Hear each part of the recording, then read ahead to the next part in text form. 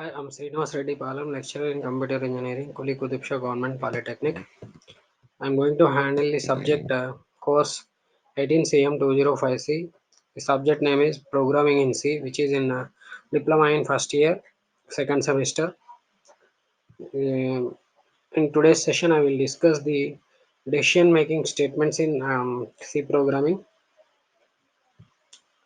Let's see what are all the decision making statements, what is the decision making statement means, and also we'll see where is decision making statements like if statement, if else statement, if else statement, nested if statement, and the switch statement, the conditional operator, that is question mark followed by colon, and also the go to statements we will see. um, let's move to the introduction. So, what is decision making statement? Decision making statements are also known as control statements because they control the flow of execution. Why? How they control the flow of execution?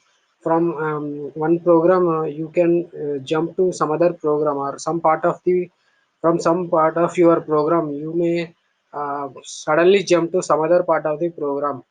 So all that can happen by the help of some conditional statements. So there you have to decide in which direction your control flow should move, or control flow of execution should move. That is decided by these decision making statements. That's why they are called decision making statements, are also control statements. They executes the program until a specified condition is met.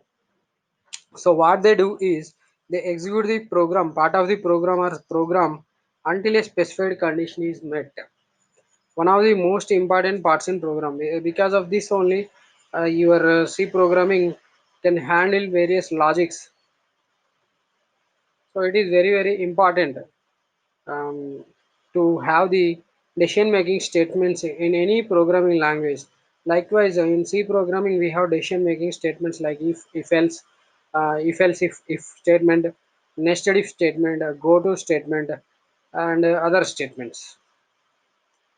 So, what are the decision making statements that we have in C programming? In C programming, we have if statement, switch statement, conditional operator statement, and go to statement. So, these are the main decision making statements, and we will discuss all of these in detail in the coming slides. So let's see what is first of all the basic conditional statement, that is if statement. The expression must evaluate to true or false. The statement can be a group of statements in braces syntax. So it is a very basic level of decision making statement, and in this you will have an expression. That expression must evaluate to either true or false, and the statement can be a group of statements which are in curly braces or flower braces. So your statements can be set of statements. All these set of statements will be executed if your expression is evaluated to true or false. So if your expression from the current syntax statement, you can see the if statement is having inside parenthesis, it is having an expression. So this expression must evaluate to true. Then only the statement 1 and statement 2 will be executed. Otherwise, the statements followed after this if uh, block will be executed. So this is about if statement. For this if statement, we have an example C program. In the C program statements, we have very first statements. They are preprocessor directives, or hash include statements. So where you are including stdio.h and conio.h. Stdio.h stands for standard input output, which is required for including the functions which are being specified in this header file, like printf and scanf. If you want to use those statements, will be available in the stdio, that is in some other header file, not in this particular C program um, executing directory. So you have to externally or exclusively include those statements in the C program. For that, you have to write the statement hash include followed by stdio.h, and we have another statement, that is getch. You can see get ch. If you want to use this get ch function, these functions definition and all these details, declaration and definition details will be provided in the hashing conio.h, console input output.h. So if you want to use these functions available in conio.h, then you should include this conio.h header file exclusively in the program, C program. So you have to write this uh, statement also for the inclusion of conio.h. That is the second statement. After that, you can see there is a function, that is main function, which is very important, without which your C program execution will not start. So this is the entry point of your execution of your C program, and it is having inside the flower brackets, open and closed flower brackets, you are having some statements. These statements will be executed, and the very first statement in your main function log is int n, which is declaring an integer n, and the next statement is printf, which is asking you to enter your age. So this printf is included in the stdio.h. This function, printf function's definition is included in stdio.h. If you want to use this printf in the main function, then you have to exclusively include that inside this main function program, file program. So you have to write stdio.h with the help of hash include stdio.h. Once you completed this second statement, then you are taking the input that is being entered by the user or programmer using the scanf statement. Scanf statement is an input function which is also available in stdio.h header file. So once you included this, you can use scanf function, which is taking an integer, and scanf syntax is being being two parameters accepted. The first parameter that is accepted is %d, which is specifying the format in which you are taking the input that is being entered by the user, and the second one is address of n, where it is telling that the value that you have been the programmer entered is accepted, and it is stored at the address of n, that is the address of n, ampersand n. So it takes two parameters. The first parameter is percentage d, which is format specifier for specifying the input is taken in the integer form, and its address is specified with the help of a second argument, that is ampersand n. If n is greater than or equal to 20, this is where our topic decision making statement is utilized. If is taking one condition, the condition is checking whether value that is entered by the user, that is age, is greater than or equal to 20, then it is doing something. If it is greater than 20, then it is true. The condition becomes true. If condition part will become true, hence the statements inside if block will be executed. There you are printing, you are in your adulthood. Otherwise, you are doing nothing. If the n entered is not greater than 20, then it won't print anything. And getch will actually um, display the output that is being displayed on the monitor. This is the program. So here in this program, you are asked to enter your age, and you are checking whether age is greater than or equal to 20.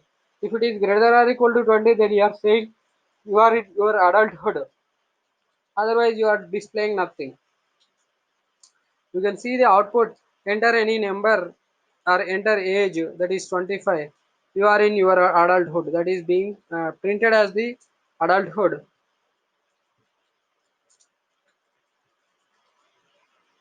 Now let's see the other decision making statement, that is if else statement, an extension version of if statement. So it is an extension version of the if statement, generally in the form of if test expression. So it is also the similar, where you are having if part and also else part. So in the first one we are having one statement where you are checking the condition only, and if the condition is true, then you are doing something, otherwise you are not specifying anything. But if you want to specify, if your condition is not met also, you have to do something, then you should go with if else statement. So it is an extension version of if statement. So it is having if text expression true block. So inside the if part you are doing something, if your text expression will become true, otherwise you are doing something in else block. So else block is generally called as false block statements, and if block is generally called as true block statements. So first of all, you will check the condition inside your if condition part. If it becomes true, then you will execute the true block statements. Otherwise, you will execute the false block statements. Nothing but the statements included in else block. This is about if else statement. Let's see an example where you have written something if the something if your age is greater than or equal to 18, otherwise you have printing something else. So the main program has the logic like age is being asked to enter by the user. In the printf statement you will be asking to enter your age. So that is the second statement in your main function. The first one is integer variable age. After that, printf statement is used to ask the user to enter the age. So the exact information that is supplied for the printf function will be printed as it is on the monitor.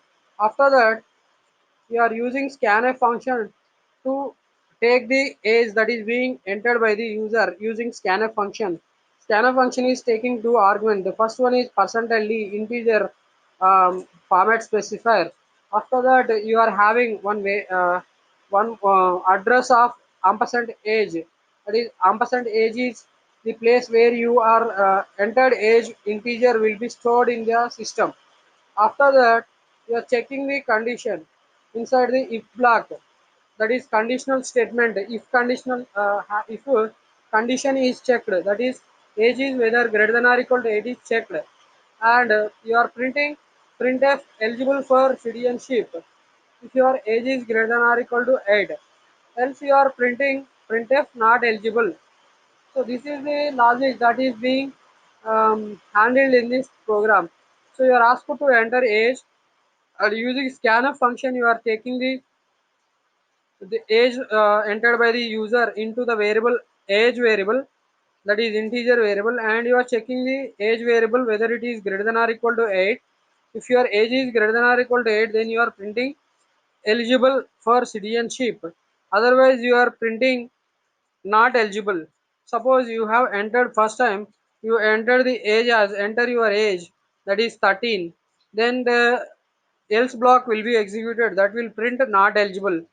And suppose if you enter the age as 20, then it will print eligible for citizenship.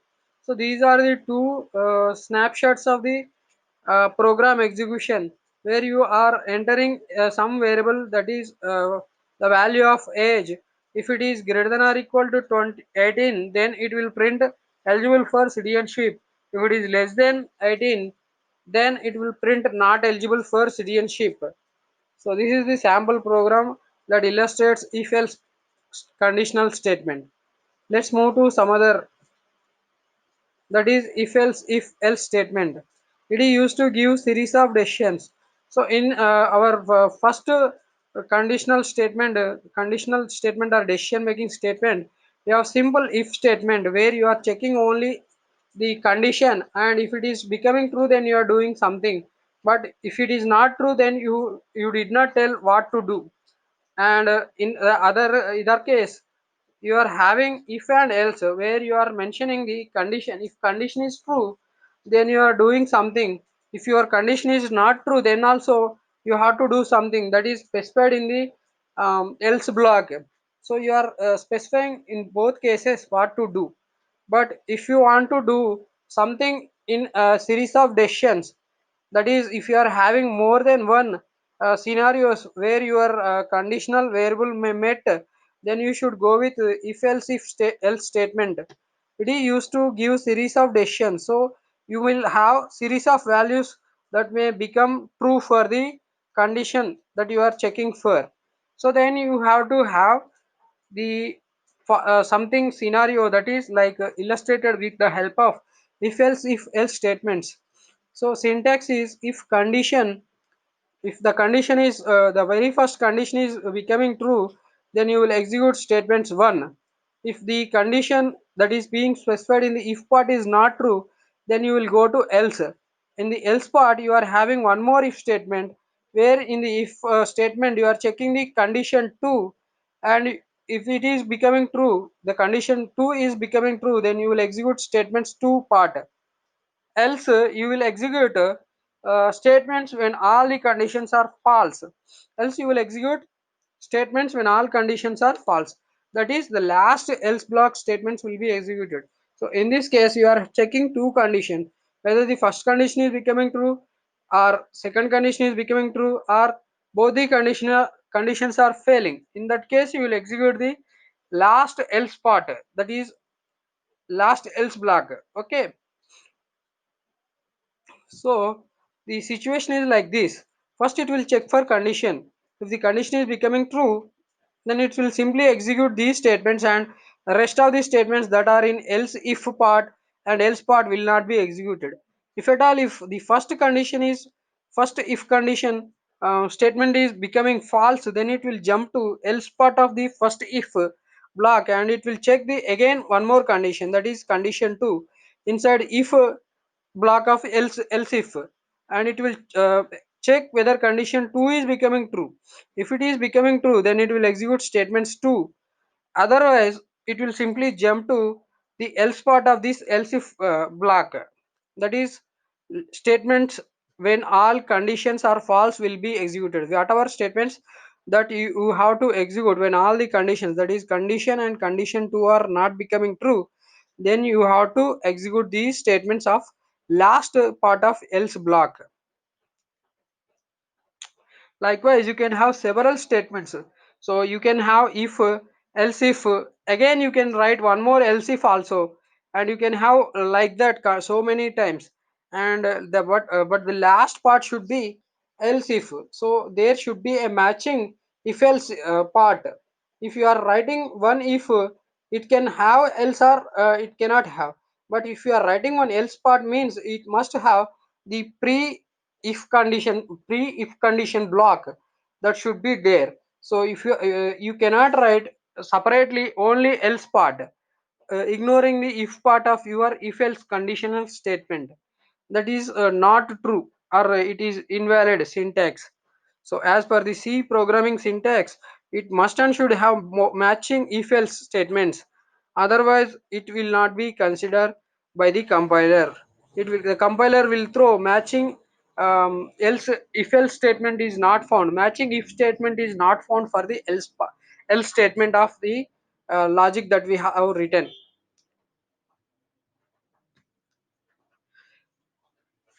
Now let's see the another program, that is program to find the roots of the quadratic equations, that will illustrate our if else if statements, decision statement. So our program is for the evaluation of the roots of the quadratic equation ax square plus bx plus c equal to 0.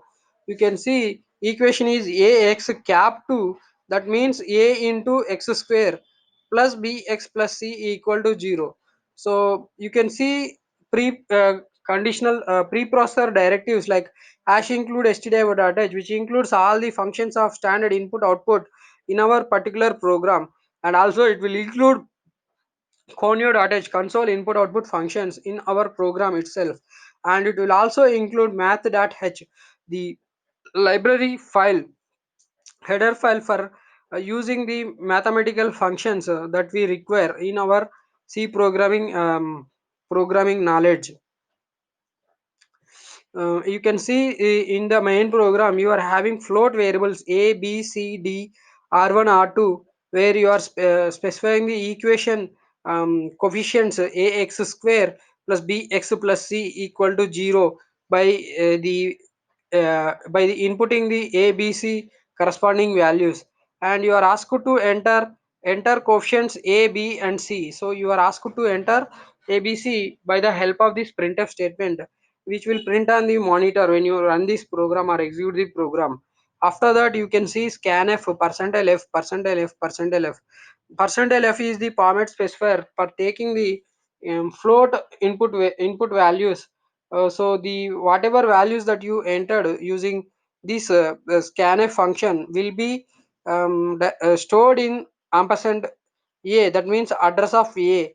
At the address specified by a, you are storing the value that is being inputted by the user or programmer, and b and c also will be likewise inputted, and then you are calculating one calculation, that is for the d stands for discrimination discriminant, that is the discriminant. You have to find out whether your quadratic equations are giving the real equal real roots or imaginary roots, and if they are equal or unequal, you can decide by this calculation, where d is b into b minus 4ac, that means b square minus 4ac. B square minus 4ac gives you the discriminant of your quadratic equation, which can tell you whether your roots are equal or unequal, and if these roots are equal also, if whether they are real or imaginary, you can say that by the calculation of d. And if your d is 0, then you can say that roots are equal, and you have to find roots, like r1 equal to minus b by 2 into a. So your roots are equal, both it will have quadratic equation will have two roots, and those two roots are now equal, and the roots are r1 equal to r2 equal to minus b by 2 into a. And you are printing using printf statement roots are equal and is percentile 0.3f, which will say that you are going to specify the number of digits that you should print after the decimal point by the help of dot 3f. So after decimal point, you can print three digits only, and the roots are equal, so that means r1 is equal to r2. In this case, you are going to print only one value, that is r1 only. So it is automatically means that the roots are equal, that means r1 equal to r2, so r2 will also be same as r1. And if d is not equal to 0, in that case the d can be greater than 0, that means you can the roots are unequal and roots may be real. So you will calculate d is square root of d. So you, since you are using one function, mathematical function, which is in the math header file, you are going to use, you are going to include math.h header file in your program, and you are assigning d as square root of d. Square root is the function that you use to find the square root of something, and that square root of d is nothing but d, discriminant. And you are now you are doing the calculation for roots r1 and r2. R1 is minus b plus d by 2 into a, and r2 is equal to minus b minus d by 2a. So this is the these are the roots. Once your roots are um, unequal, okay, so once your roots are not equal or unequal, you can say the roots are r1 as minus b plus d by 2a and r2 equal minus b minus d by 2a.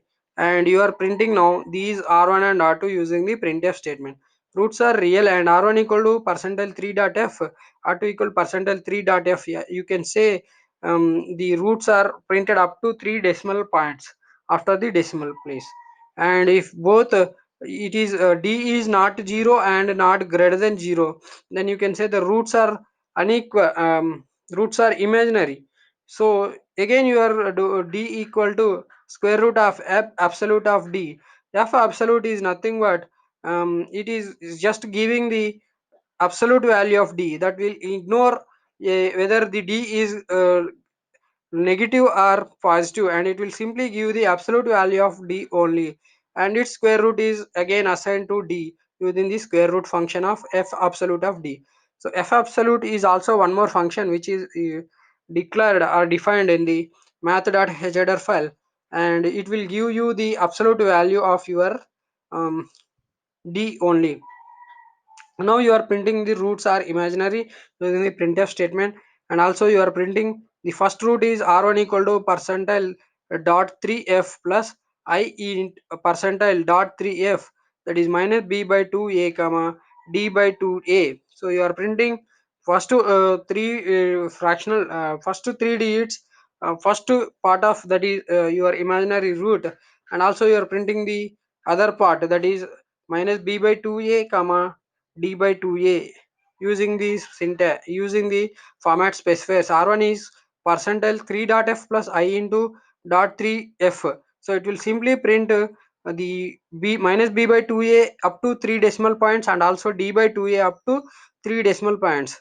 And after that, the very simple part, printf percentile n r2 equal to percentile 3 dot f minus I into percentile 3 dot f comma minus b by 2a comma d by 2a. So it will simply print whether your roots are imaginary or they are real roots or equal roots, using the decision statement. So decision statement, if else if and else. So this is the example program that illustrated if else if and else. So likewise you can have so many number of else if parts, and also you can have so many number of um, else parts corresponding to the ifs.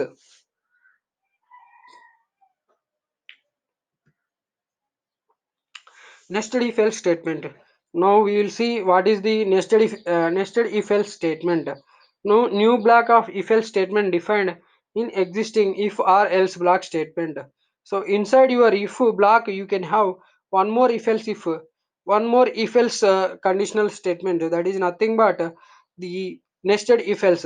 So inside if you can have one more if else, or inside else also you can have one more if else statement, so that is nothing but nested if else statement. So your if else if part is having one more if else, so that is nothing but nesting. Nesting means one thing is included in another thing. So you in your if part you are having one if else statement, that's why it is called nested if else statements. You are nesting one if else statement inside if statement, that's why it is called nested if else statement.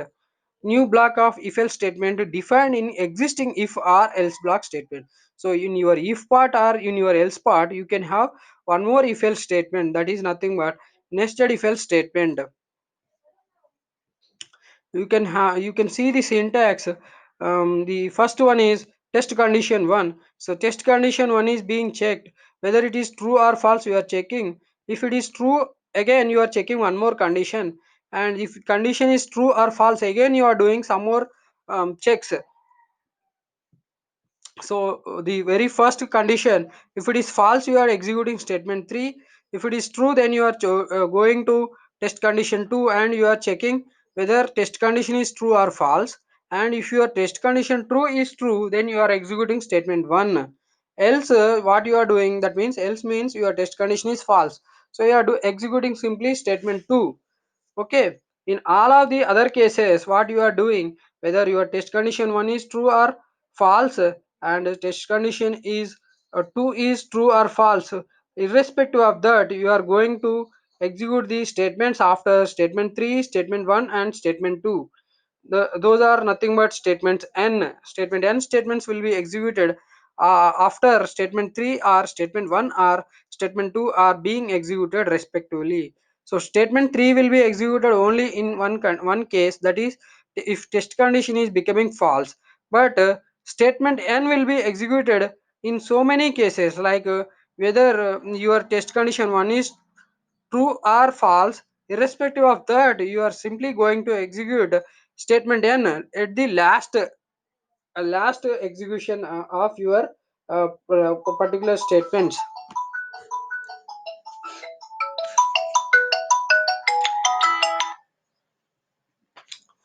And test condition true, if it is becoming true, then you will execute if it is true, then you will execute statement 1. After that again you will execute statement n.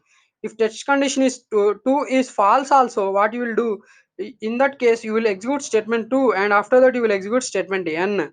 So for statement n to be executed there are several paths, like test condition 1, if it is false then it will go to statement 3, after that it will execute statement n. And if test condition 1 is becoming true, then in that case to execute statement n you have to move to the path that is test condition 2 should be checked, and if it is true then you will go to statement 1, and after that you will execute statement n. So if test condition 1 is true, test condition 2 is true, then the path is uh, true, test condition 1, test condition 2, after that you will execute statement 1, and after that statement n will be executed. If test condition 1 is true, in that case again you will check test condition 2. If test condition 2 is false, then you will simply check uh, you will execute statement 2, and after that you will execute statement n. So for statement n to be executed, you can have the path like statement 3 and statement n. After that one more path is there, that is statement 1 and statement n. One more path is there, that is statement 2 and statement n. So you, irrespective of the statement 1, statement 3, statement 2, whether they are executed, how they are executed, it will be executed at the last. So that is the nested if else statement. So inside your true part of your first if, you are having one if else statement, and after that you are having this statement n. So it is simply our example syntax flow chart is simply illustrating the syntax of our if else nested if else statement. So inside if you are having one if else, inside if, inside if you are having, that is if condition is becoming true, in that you are checking one more condition, that is written like if condition statement else statement. This is present in one if block. After that you are having one else part. Inside that else part you are having some statements. You can have the situation like if condition statements to be executed. After that simply you can move to else part, and inside this else part you can have the statement like if else. So you can have the if else nested in if part or else part. That's why it is called nested if else statement. So new block of if else statement defined in existing if or else block statement. So it can be defined in existing if or else block statement, that you have to understand. And this is the example program that that is illustrating whether you are entered numbers, three numbers, or which among these three numbers which one is the bigger number. So you can see that hash include stdio.h, hash include conio.h, void main int a comma b comma c, printf enter three numbers. You are asked to enter three numbers and they are being taken into a b c, and you are checking inside one if block. You are checking one inside one if block. You are checking one more condition. So the first condition for comparing these three numbers is whether A is becoming uh, bigger than B. So if A is bigger than B, then you will check whether your A is again bigger than C. So in that case, your A is bigger than C and B. Then your number A is biggest number. So this you will print simply. If A is greater than C, that in that case you will simply print A is greater than, a is greatest, that is printf percentile d is greatest. Since first condition is true, that means a is greater than b, and inside this condition you are checking one more condition, that is a is greater than or c, greater than c.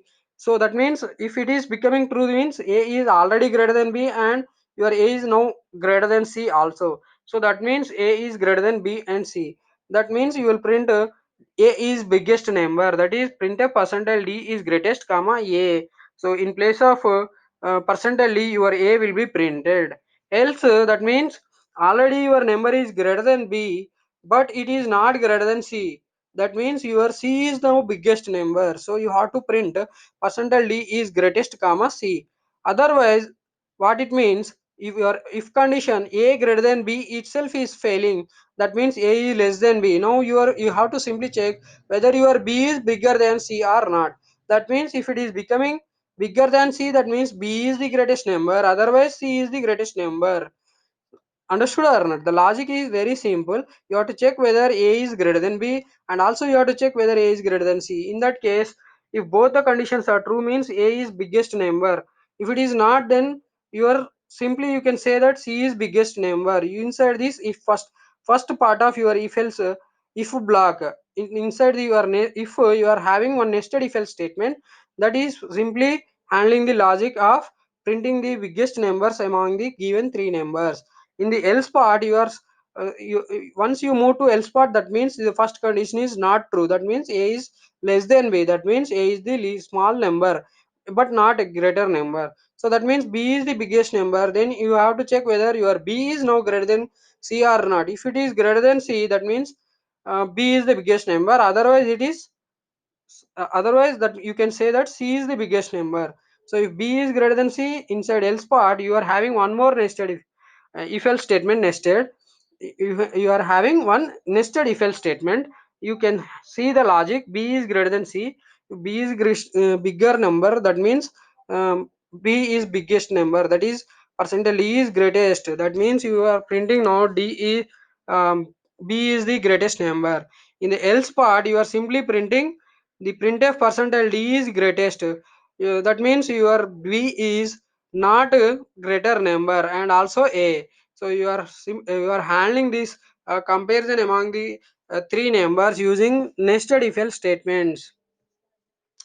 You can see the output where you are asked to enter three numbers and he entered 9, 11, 15. So you can check the logic. First number is a, that is 9, and b is 11, c is 5. So a is greater than b. A is 9, b is 11, so b is greater. So your if part will not be executed, and it will jump to else part, and your b is greater than c. You are simply checked and you can see that 11 is greater than 5. That means b is greater than greatest number. So 11 is greatest number will be printed as output.